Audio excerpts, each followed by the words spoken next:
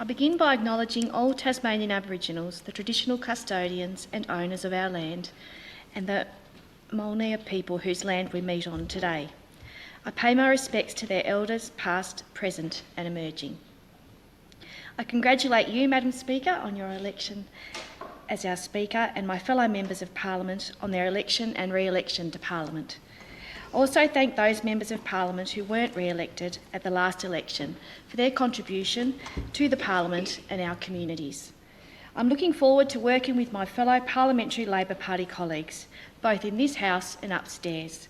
And together, we are the next generation of Labor leaders in Tasmania, and we will lead Labor back to majority government at the next election. Yeah. Members, guests, please pause for a moment and think about a very special place. A place where the sea glistens blue, there are white sands, rolling green hills, rich volcanic soils, a temperate climate and a wilderness older than we can imagine. In this place, our farmers grow the crispiest vegetables, sweetest fruit and berries, and rear the finest animals for meat and dairy. We catch wild fish, we distill fine whisky, gin and vodka, and ferment premium wines and cheeses. We create once-in-a-lifetime experiences for residents and visitors alike, walking through our forests, climbing our mountains and taking in the world's best views. We respect our land and have a proud history in primary industries and value adding, a land that we have worked for over 150 years in agriculture, mining and forestry. It is a place rich in minerals and whose mineral extraction comprises a giant proportion of our state's exports year on year on year. It is a place where people still say hello to each other in the street, where bright, inquisitive people use their skills to make things, from machinery and vehicles, key components to jewellery, joinery and art, and out of both necessity and an abiding sense of entrepreneurialism, create new products for key markets, adapt to our changing world, and train and employ our fellow Tasmanians. It is home to proud people with a strong work ethic, people with a passion for involvement in community life through sport, arts and volunteering, and people with a uniquely humble and generous approach to life. However, it is a place where some have been left behind. Left behind as the tide of heavy manufacturing and traditional industries ended or changed. It is a place where we could all once walk into work, where all training was provided on the job. Now quite often locals have to move away to gain skills and qualifications to embark on their pathway to employment. It is a place where our governments at all levels must work together to strike enduring partnerships across industry, unions and community services, to address systematic disadvantage, to find new markets, to seize our future. It is a place with so many competitive advantages, and with greater cooperation across our region, it has so much potential for growth. I have lived in this place for most of my life. It is a place that is often underestimated, but there is no doubting the critical role this place plays in Tasmania's economy, in its psyche and in its future. This place is Braddon, and I'm proud to call it my home. I thank the people of the North West Coast, the West Coast and King Island who trusted me with their vote and bestowed upon me this enormous privilege to represent them in this, the 49th Tasmanian Parliament. It will be a challenge to work away from home, not just at parliamentary sittings, but out in communities across our state, to listen, to learn, and to improve how government works for all Tasmanians. I'm honoured to be included in Tasmania's Labor Shadow Cabinet as Shadow Minister for Economic and Regional Development, Shadow Minister for Employment, Training and Skills Development, Shadow Minister for Small Business and Shadow Minister for Veterans Affairs. It will be a big workload, and I say to Tasmanians, please knock down my door with your ideas, your concerns and your criticisms. My family has a long association with Tasmanian industry, large and small, owner and worker. My maternal grandfather had a very successful logging business on the east coast of Tasmania, and my paternal grandfather worked at the APPM timber mill in Burnie. Today, my husband Rory and I are involved in agriculture, growing blueberries and seed potatoes near Burnie. My dad Rex worked as an electrician at the Burnie paper mill, and my mum Janice was home caring for us, me, Luke and Kirsty, until her return to work later in life. In those days, Burnie was defined by the plumes of smoke in our air and the red foam drifting on our coastline. It was a gritty, proudly working class town. My introduction to the Labor movement and the Labor Party was through my dad. I remember vividly the pulp dispute. I remember the picket line. I was just a teenager, and at its height, the dispute was so intense that Mum and Dad sent my siblings and I to stay with our grandparents on the East Coast. The pulp dispute instilled in me the need for workers to pull together, and that the Labor movement is built on the fight for fairness and justice for all working people. I understand the importance of secure work because I can remember over the years the uncertainty of my dad's employment and the impact that this had on our family. As industry changed and the company's ethos towards its workforce changed, it was hard then. For many workers, it is harder now. Thank you, Dad, for instilling strong Labor values in me. Values such as valuing every person, a strong sense of social justice, and the importance of equality, and to always standing up for the well-being of others. Thank you, Mum. I inherited your strength, patience, and determination, and it has set me in good stead to stay focused during challenging times, and to always be determined to work collectively towards the greater good. You together have provided a wonderful upbringing for us and have given me tremendous opportunities and made sacrifices along the way to enable me to aim high and achieve, and to you I am forever grateful. To my brother and sister who aren't here today, Luke and Kirsty, and your partners Chelsea and Rob, thank you for your ongoing support and encouragement, and Kirsty, thank you for door knocking with me during the campaign, even though I know you hated every minute of it, except when you could door knock our nan, which I felt quite comfortable with. To Rory, my husband and my friend, thank you for your ongoing support for my commitment to being involved in public life. At times it's not easy being the partner of someone involved in public life. The time commitments and public scrutiny is difficult, and I thank you for your ongoing support. I'm looking forward to sharing this exciting new chapter with you, and to sharing in your new endeavours and pursuits, and to supporting you also in your successes. To Madeline, Alexander and Campbell, you are my motivation for being involved in public life and decision making in Tasmania. Sorry, I need to have a glass of water. You bring us great joy every day, and I'm very proud of you. And I encourage you to aim high, and we will offer you every opportunity. To Dee, a special friend to our family who supports us in our endeavours, we thank you.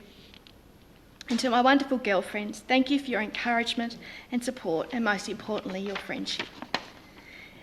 Thank you to the Tasmanian Labor Party, from the campaign team led by Stuart Benson to the exceptional team of candidates, to our leader Rebecca White and her staff, and of course our dedicated, inspiring branch members and affiliates. To Rebecca, thank you for spending so much time up in Braddon and packing your days full of door knocking, announcements, community meetings and more. You championed our party, our ideas and our vision for the state, and I thank you. To my campaign team, wow, we worked really hard, knocking on 12,000 doors across our electorate. What fun we had meeting fantastic people, hearing their ideas for how to make our place even better, and what important work that is, to take the time to listen to the stories, good and bad, positive and negative. I enjoyed every minute of it, even that day in Queenstown when a little dog got a little bit excited and sprayed on my campaign sneakers. To the amazing volunteers who knocked on those doors, who made the calls, who stuffed letterboxes and put up signs or had signs in their yard for me, I consider you all my friends, and I thank you for your support. I want to especially thank Tony, Leslie, Joan, Matt, Donna, Paul and Bianca, Chris, Nigel, Daryl, Amina, Steph, Phil and Alex, Kelly, Sandra, Amelia, Naomi, Miriam and Anna, Ariel, Sue, Sarah, Julie and Amanda, Andrew, Scott, Annette, Justine and Leah, Bryony, Lenny, Megan and Georgia, for all the door knocking and phoning, and to anyone else who I've forgotten. Grassroots campaigning works. To Dad, Rory, Mike, Michael and Tony, thank you also for putting up and taking down my signs. To Brian Green, a lifelong family friend, I have learned a lot from you over the years, and I thank you for your confidence in me over many years, and I am so pleased to be following in your footsteps representing the people of Braddon. I also need to make a special mention of Senator Anne Urquhart, who's here today, and your confidence in my abilities and encouragement to stand, and then your ongoing mentoring during the election is priceless, and I thank you. Finally, to my grandmothers, your generation of women did not have the opportunities to pursue your chosen careers, and you sacrificed so much for our families. You are intelligent women with strong determination and courage, and I thank you for the values you imparted in me. The fact that my daughters and I are now able to choose to work in our chosen career is not lost on me. And I must also thank Emily's List for supporting progressive Labor women into politics, and my mentor, Mary Ann Thomas. That this Parliament is just the second in Australia and the first state with a majority of women elected is a testament to the hard work of so many women and men across all sides of politics. A small fact I was not aware of during the campaign is that with my election I'm the first Labor woman to be elected to the state seat of Braddon, and I'm incredibly humbled by this. I follow Carol Keynes, Di Hollister and Joan Ryler from the Liberals and the Greens in this place. And Justine Kay, my friend, the first woman to represent Braddon at a federal level. And Dame Enid Lyons, the first woman to represent the former electorate of Darwin. Electing more women to Parliament is a great start, and now that we're here and we're in majority, we can and must be a force for change.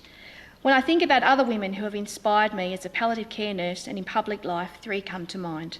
Edith Cowan, the first Australian woman to serve as a Member of Parliament, and her work in social reform. Carolyn Chisholm for her humanitarian work, and Dame Cecily Saunders for her involvement in the hospice movement. These are women who respected the well-being and dignity of others, valued education and challenged the system.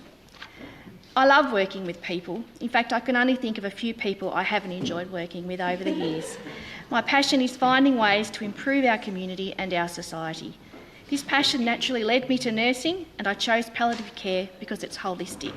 It puts the patient and family first, and it encourages collaboration between service providers. It taught me a lot about the fragility of life and not taking yourself too seriously.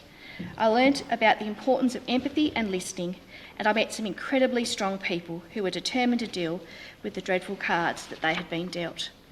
It was incredibly rewarding to provide care and support to patients and their families at their most vulnerable time. And in 2003, I was fortunate to manage the trial of a national palliative care program in northwest Tasmania. The program aimed to improve quality of life and support available in regional Tasmanian communities. Our team trialled a new patient assessment tool which was later adopted by the Tasmanian Palliative Care Service. It was during this time that I became interested in how I could influence health outcomes through politics. And if I wanted to make a real change for our communities, I would need to put myself up for election.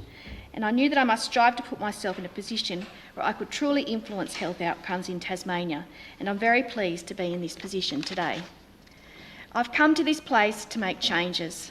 From my home, the city of Burnie, for Braddon and for this state. At the age of 27, I was elected to the Burnie City Council, and a decade later, I became Mayor. I want to acknowledge and thank my colleagues at Council and across local government in Tasmania. As an Alderman, I'm proud to have played a role in Burnie's renewal, strongly championing collective impact and further investment in social infrastructure in our city. Burnie City Council is known across the country for our work bringing people together to solve the complex social problems. It takes a whole-of-community approach to addressing systematic disadvantage. Through Burnie Works and our Making Burnie 2030 plan, we set in place key targets and a work plan to improve the lives of everyone in our city. It's a model that works, and it's my intention to integrate this approach in my work in the Tasmanian Parliament. In fact, it is my experience that it is only through community engagement, place-based initiatives and meaningful partnerships that we see success stories and create positive change. And I would like to see the North West, West Coast and King Island given further opportunities to trial federal and state pilot programs in service delivery, so that programs to empower and support disadvantaged Tasmanians are shaped by the living experience of those people and not imposed upon them from afar. I'm a big picture person, Madam Speaker, and I love collaborating to solve problems. During my 13 years in local government, Burnie changed a lot, but there were still challenges that I believe needed to be addressed at a state level, including attracting investment to regional Tasmania, our social determinants of health, population growth, and providing better services to regional and rural communities. This was a motivating factor for me in standing for Parliament. There is no doubt that local government is a very important layer of governance in our state. It is clearly closest to the people, and through partnerships with state and federal government, we can achieve much more in our local government communities, particularly improved service delivery for regional communities and investment attraction, and the provision of better community infrastructure. It was my great pleasure to serve our city as Mayor, Deputy Mayor and Alderman, and I encourage more Tasmanians to get involved in local government, standing for election this October, attending meetings and engaging with their elected representatives. Madam Speaker, the electorate of Braddon has some of the poorest health outcomes in the nation. As a palliative care nurse, I travelled across the region assisting people. I'm committed to continuing my advocacy for rural and regional Tasmanians in need of better health services. There is also much more to do to prioritise preventative health and primary health. Labor is committed to this and understands the importance of our people being better informed about their health, so we can keep people in their homes well supported and reduce the burdens on our hospitals where possible. We need to look at different models of service delivery in rural and remote communities, such as the West Coast, Circular Head and King Island, as our population ages and declines in these geographically isolated communities. Prosperity and economic growth are not mutually exclusive from the social well-being of our communities. You can't have a strong economy without a healthy, educated, inspired people. We must invest more in our people through better access to knowledge, skills and training to ensure the growth and competitiveness of our businesses and industries and the development of new industries in our state. I am passionate about ensuring Tasmanians can get a great education, find a secure job and have access to a world-class acute and primary health system when they need it. We need a government that invests alongside the private sector and is willing to look differently at how we provide services and plan for Tasmania's future. We also need a government that will work with industry and unions and not seek to create divisions in regional Tasmanian communities, to grow and develop products that the market wants to buy, to ensure Tasmania has sustainable industries today, tomorrow and in 100 years' time. It is interesting to note that Labor's policy to establish 8 industry advisory councils in key sectors of the economy was based on this principle of working together to understand workforce requirements for the future and to better match the work of industry and our community sector to that of government. Labor will be inviting stakeholders from across industry, unions, education, community services and all levels of government to participate in a form of these councils to ensure voices are heard and partnerships formed. We want to hear your ideas for growth and workforce requirements. What are the challenges and what infrastructure investments should be a priority for future growth and the best ways to provide pathways to employment for our people? Like so many of us, my first job was in fast food at Burnie KFC. I then left Burnie to study nursing at Australian Catholic University in Ballarat.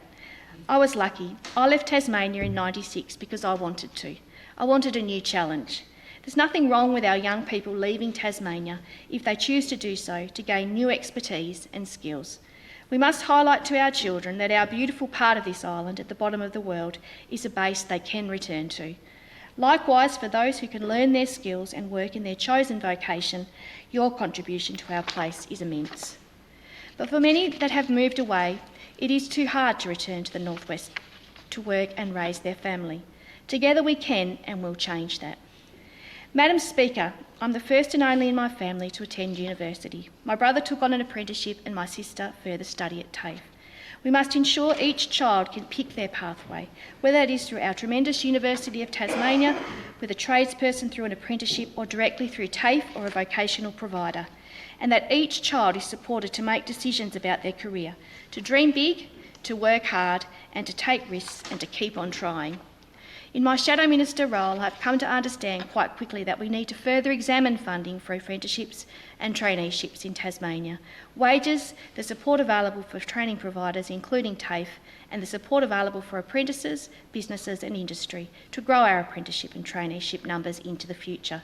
I'm enjoying meeting with stakeholders and learning more about the perspectives of all stakeholders involved in skills and training in Tasmania. And of course, education and training will change in Tasmania again as we see the introduction of associate degrees in northern Tasmania aligned closely to key industries, research and development through the University of Tasmania. Madam Speaker, during my time as Mayor, we travelled together to attend a delegation to the UK and Europe with the University of Tasmania to visit university cities. We visited cities that valued the knowledge economy and where intellectual capital, human endeavour and access to superior technology were priorities to achieving future growth. Members, our state is the most geographically diverse, and yet key economic indicators point predominantly to boosts in the south concentrated on Hobart. We need to ensure that our regions have access to the best infrastructure and services we can provide to stimulate economic development and reinvigorate our small businesses. As Mayor, I advocated strongly about the importance of fibre to the premise NBN being available on the North West Coast.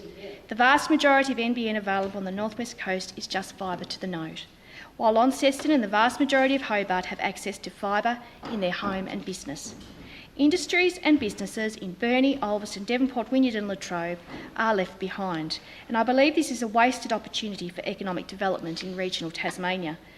We should also be striving to develop further centres of excellence in the North West, as demonstrated by other countries, in partnership with the University of Tasmania and TAFE Tasmania. And in doing this, we need to look not just at our traditional industries, but in emerging industries of primary and preventative health, aged care, tourism, social services and other opportunities that our ageing population and health status offers us. And so, Madam Speaker, I conclude where I began, thinking about a very special place, a place where the sea glistens blue, there are white sands, rolling green hills, rich volcanic soils, a temperate climate and a magical wilderness, a place that is home to wonderful people, a place that has offered me many opportunities, the place I'm now incredibly proud to represent in this Parliament. Thank you to the people of Braddon for this privilege. It is a responsibility that I certainly won't take for granted. Thank you, Madam Speaker. Thank you.